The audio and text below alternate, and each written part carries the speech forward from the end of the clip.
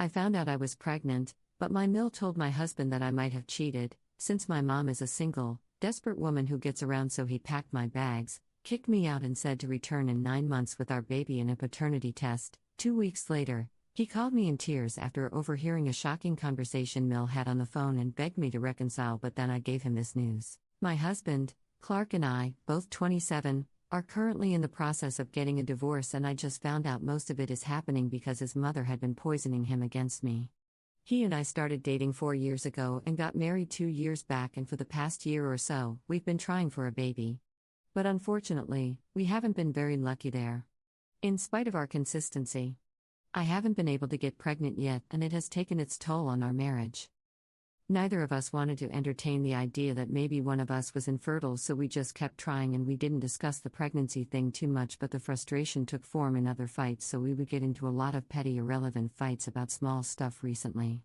Things were pretty strained between the two of us, but then about a month ago, I found out that I was finally pregnant after a really long time of trying. At first, both of us were really happy. We threw a party to announce it to everybody and stuff, and things were going well. But for some reason after the party we started acting very weird and differently. I couldn't put my finger on it, but all of a sudden he had started shutting me out and becoming very distant. And no matter how hard I tried, he just wouldn't tell me what his problem was. And then one day, I told him that it wouldn't work if he just kept pushing me away while I was pregnant, and I said I'd rather just go and stay with my mom if he was going to keep acting like this. That set him off. He started yelling at me like crazy. He told me that he would rather have me sent away as well because he didn't even want to see my face anymore since it only annoyed him. And he kept saying that I was just like my mom, that he should have known. And when I asked him what on earth that was supposed to mean, he told me that he knew it wasn't he who managed to get me pregnant. It must have been somebody else because he, as far as he knows, is infertile because he got himself tested a couple of weeks after finding out that we were pregnant because it seemed a little too sudden. So now he couldn't bring himself to trust me and ask me to get out. I tried to reason with him because, of course, I know I haven't cheated on him, but he was too upset to hear me out. And I couldn't deal with this crap anymore, so I just packed my stuff as quickly as I could and got out of there. I had finally snapped, and that day, I knew that I couldn't go back to this guy since he'd literally told me I could only come back after a paternity test or else I could just stay away. So I spoke to my mom. I've been staying with her, and I've also spoken to a lawyer, and I have filed for divorce. But now, all of a sudden, he wants to stop the divorce proceedings. Basically, he just found out that the results from the fertility test that he had received had been falsified. Thanks to his mom. I'm not surprised that she did something like that. She's always had it in for me right from the first day. She and my mom used to know each other since they had a couple of common friends, and she did not like my mom. When she was younger, she used to be a bit of a party animal, and according to my mother-in-law, that meant that my mom was a woman of loose character who used to get around without ever committing to anyone, and had implied that even now she's probably gone back to her old ways now because she's been single ever since my father passed away a couple of years ago. I'm not making this up. These are things that she has actually said to me, and since then I haven't spoken to my mother-in-law. This happened shortly after my wedding. I guess my mother-in-law and I got into an argument about something, and she just said all these horrible things about my mom. So I told my husband that he could keep in touch with her if he wanted to, but I wasn't going to. Clark did scold his mom a little for being so nasty about it, but eventually he did keep in touch with her, and I should have left him then and there because it's very clear that he did not respect me or my family even back then. If he had, his mom wouldn't have been able to influence him so easily because apparently, from whatever I've been told, she is the one who planted the idea into his head that I might have cheated on him because at the end of the day, I still am my mother's daughter. So that's why he felt the need to get a fertility test after telling his mom that I was pregnant. And unfortunately, his mom was able to convince him to get himself tested at her brother's clinic. Clark got duped by his own mother and uncle because they ended up falsifying the results just to start trouble between the two of us, and he fell for it. A couple of days ago, he saw some conversations between his mom and his uncle on her phone, and that's how he found out the truth. Now he's cut his mother off and he's begging me to come back, but there's no way that's happening. 2 weeks have already passed since I was kicked out, and I just can't imagine going back to him after everything that happened because it has become very clear to me that he doesn't trust me. I don't think I can stay in a marriage with no trust at all. The fact of the matter is, regardless of whatever his mother told him, He doubted me and thought I was cheating on him. And I've been feeling terrible about it. So I don't want to go back. I've spoken to my friends about this, and while they do agree that it was really stupid of him, I need to think about things from his perspective as well, because at the end of the day he did receive those test results, and anybody in their right mind will obviously instantly believe it. And he might have been struggling with what to do with that information as well, because it's not like he found out and then he immediately kicked me out. It took him a couple of weeks, and he only got triggered when I mentioned my mom. So they think it must not have been an easy decision for him either, and I need to give him the benefit of the doubt, at least for a little while. Besides, it's pretty clear that my mother-in-law had been poisoning him against me and my mom for years, so that was bound to have some effect. No matter what I do now, I can't change my mom's past. She was who she was, and it's not like I'm embarrassed or ashamed of her. But the factor remains that most people wouldn't look too kindly upon that lifestyle, because it was true that she was with a different guy every weekend when she was younger. I'm not saying it to shame her. It's just how it was. And she herself has admitted it. Of course, that doesn't give Clark and his mom the right to shame her for it either, but they are entitled to their own opinions. I just think it's weird to paint me in the same light even though he's known me for years now. Anyway, I'm just confused because at the end of the day, he did receive those test results, and I guess if I was in his place, I would feel kind of iffy about it as well, but I still don't think I want to give him a chance. But I still don't think I want to give him a second chance at this point. So Ida, if I want to get a divorce from my husband, edit. I didn't mention it because it is not exactly relevant in my situation, but yes, Clark is suing his uncle and his clinic. What they did was a serious violation, and they're going to get into a lot of trouble for that since he has proof. He has all those screenshots that he found on his mom's phone, and I'm hoping that he makes them pay for it. The two of them teamed up and ruined our marriage. They totally deserve whatever's coming.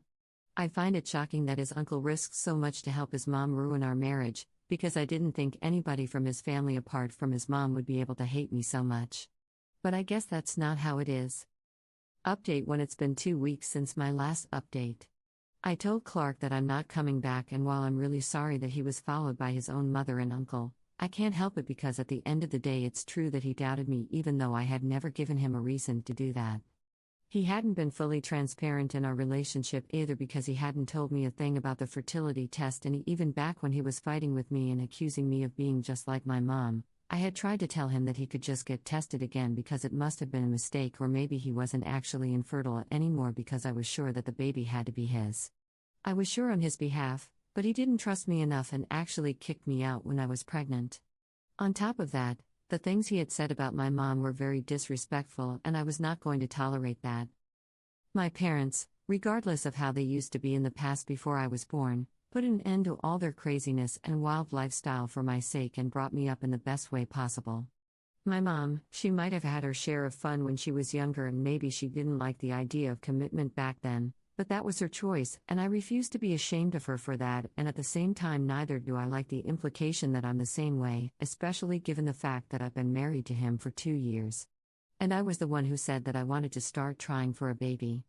If that's not a commitment, I don't know what is.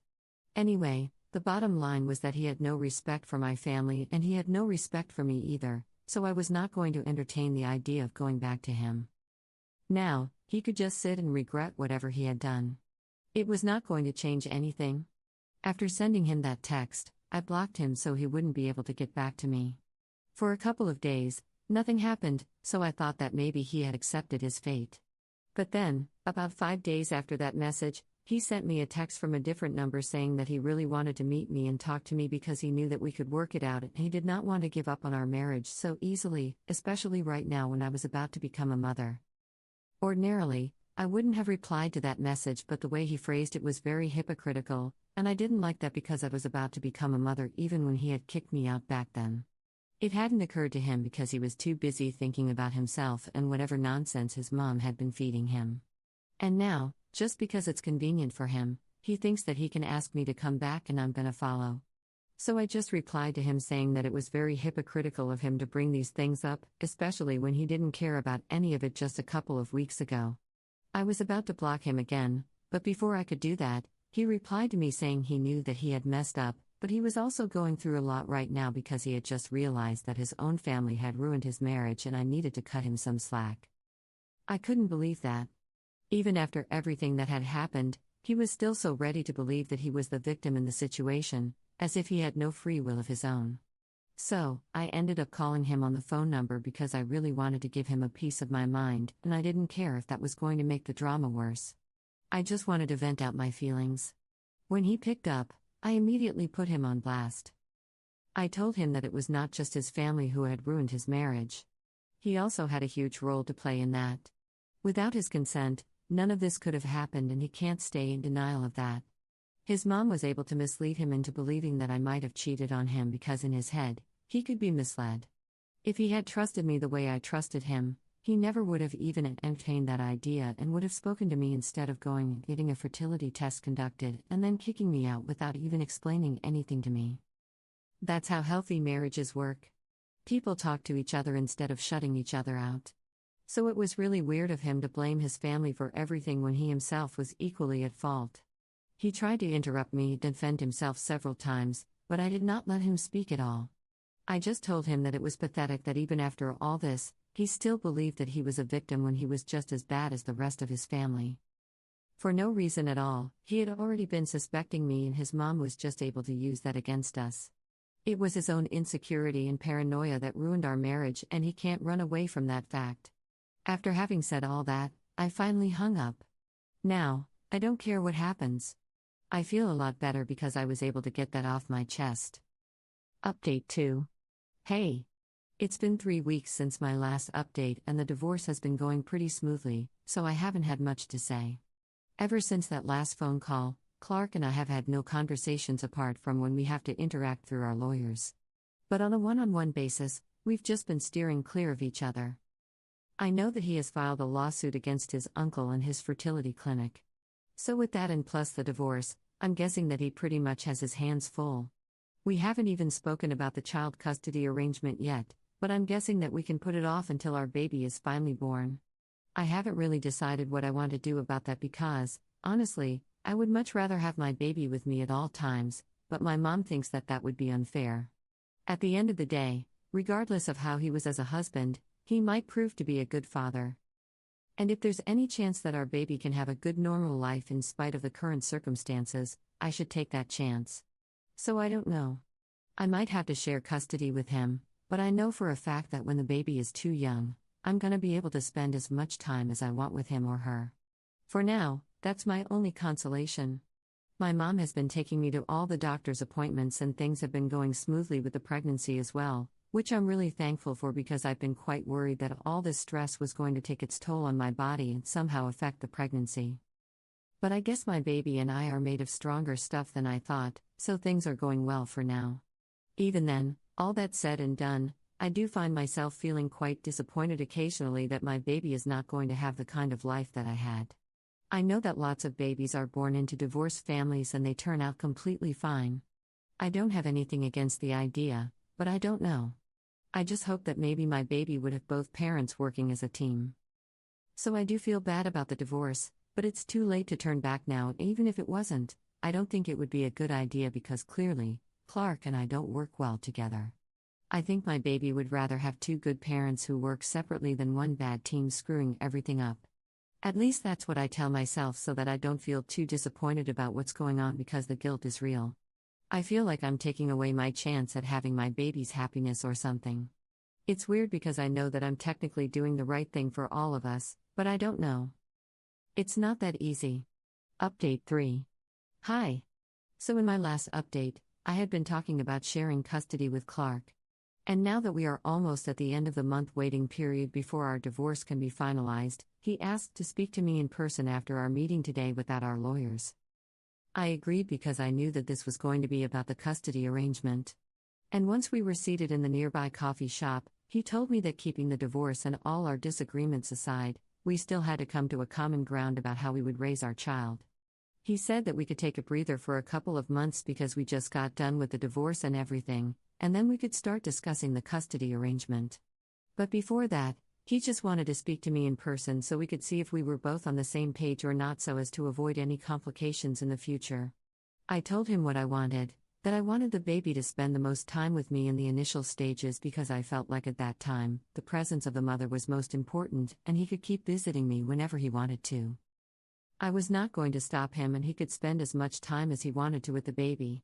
He would only have to leave for the night. I was going to be staying with my mom, so I would have all the help that I needed, and I wasn't too worried about doing everything on my own. He seemed fine with that idea, and then he told me that once the baby was a little older, then we would have to share custody, and maybe the baby could spend half the week with me and the other half with him. We spoke on it some more and decided to stick with this for now and make any changes once the baby is a little older. And if this arrangement doesn't seem to fit, then we were able to come to an agreement about the custody. I think we decided that in a couple of months we would speak to our lawyers again, have the paperwork drawn up, and get it all covered legally. The discussion actually went a lot smoother than I expected. And by the end of it, I realized that this was the first time that we had spoken since that last phone call where we fought, and we had managed to be civil with each other, so I realized that maybe co-parenting the baby was not going to be that difficult of a task anyway, and I'm really glad for that, because if he was planning on being difficult throughout that, I might have had to file for full custody, and I really wouldn't have enjoyed that, because I'm sure that he would have fought tooth and nail, and that would have been a whole thing. Rather than that, I'm glad that the two of us have decided to put our differences aside for now, just for the sake of our baby. In fact, after we got done talking about the custody arrangement, he even told me that he was really sorry that he hadn't been there for me as a father of the baby, and that I had to deal with all the medical stuff with just my mother by my side. I told him that it wasn't that big of a deal, but he promised me that from now on, he was going to try and be there for me, because that's the least he could do for me and the baby after everything that he had screwed up. He didn't say the words, but I knew that he was sorry about everything that had gone wrong. I guess he was scared of ruining the conversation that we were having, so he didn't bring it up. But he hinted at it, and that was enough for me. At least he has realized his mistake and isn't trying to get defensive anymore.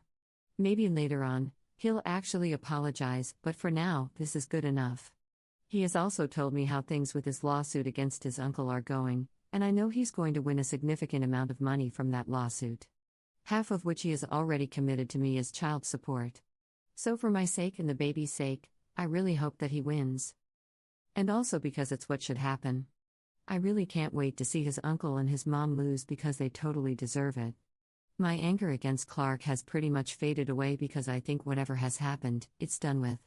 Now we just need to focus on the future and make sure that our baby grows up to be happy. But I don't think I'll ever stop hating his mom and his uncle. In fact, I think I might just include it as a clause in the child custody arrangement.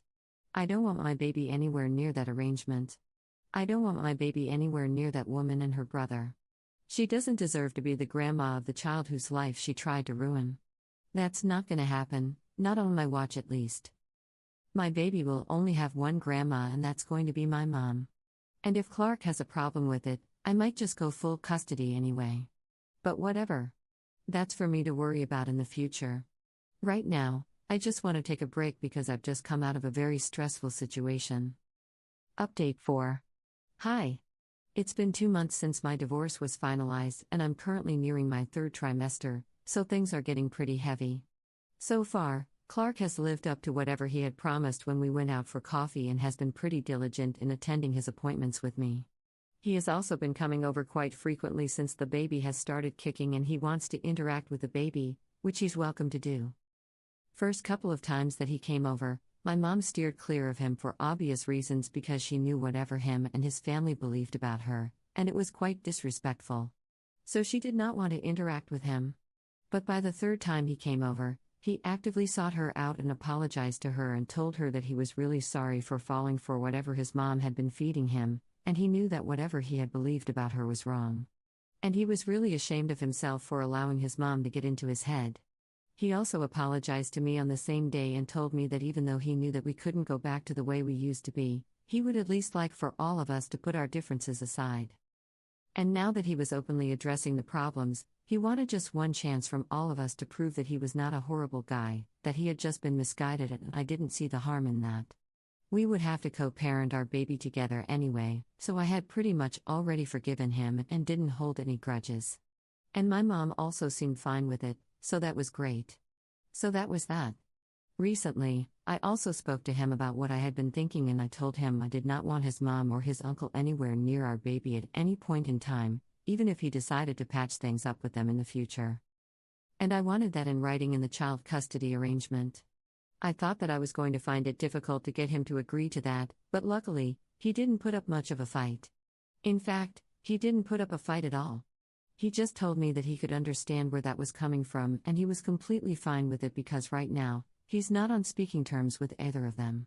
And even in the future, it seems unlikely that he's going to be able to patch things up with them, mostly because he doesn't want to. So that was a huge relief, and with that out of the way, we have decided to go ahead and speak to our lawyers and have the paperwork drawn up to sign off on the custody arrangement soon. Update 5. Hey guys! So last week, I finally welcomed my baby girl into the world and she's beautiful.